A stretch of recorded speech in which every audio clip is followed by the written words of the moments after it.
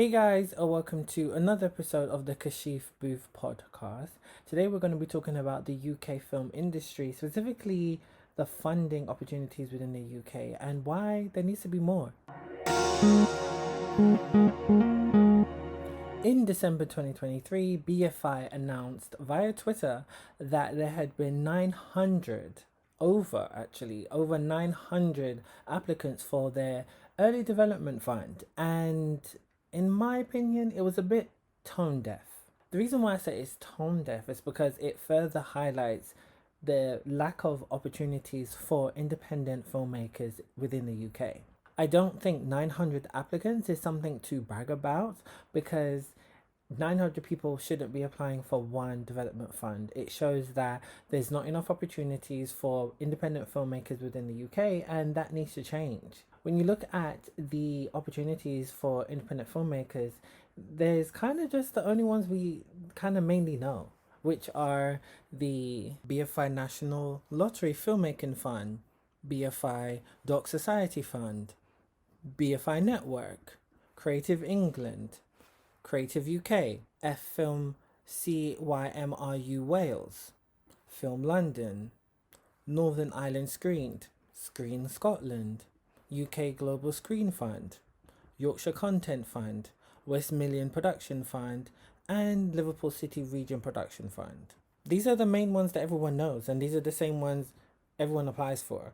There are also First Flights, Genera Films, and I'm sure a lot more, but I can't think on off the top of my head at the moment. But even with those film funding schemes, they're very small, like 5,000 to 7,000. I think you can apply for. That's really really tight to make a short film with. Then you really need at least 10,000 to make a good short film. But it just further highlights that there needs to be more money and more investment within the UK film industry, because right now, with the lack of funding and the lack of job opportunities and the lack of commissions what have been happening, there needs to be a lot more to help support artists, especially independent filmmakers.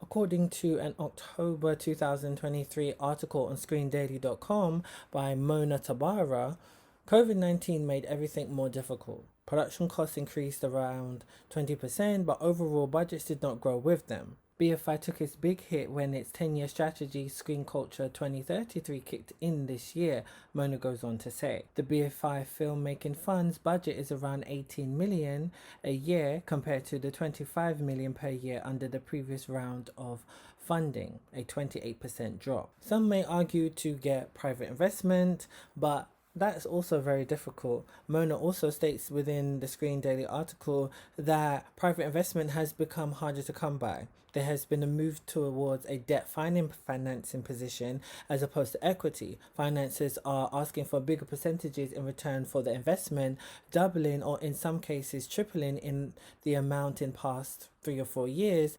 So as independent filmmakers, what are we to do? I feel like it's a very catch-22 situation. We're in such a weird space where it's difficult to get work. There's a lack of commissions, allegedly. There's, budget cuts are happening. We need finance from the government, things are just being spread very thin, and when it comes to the writer strike and actor strike that really affected us last year, it's very interesting to see the direction of where the industry is going to go. I don't know how much more independent filmmakers can do without relying on just funding films themselves, but it's so difficult because of the economy that we're in right now and how everything is just going up. Prices are not going down. It's very tough. So it'll be interesting to see what will happen. But let me know your thoughts in the comments, guys. What are your thoughts on what I've said? What do you think needs to happen for there to be more opportunities for independent filmmakers to get their films made? As usual, you can follow me on my usual socials. Tweet me at Kashif Podcast or hit me up on Instagram at the Kashif Booth Podcast.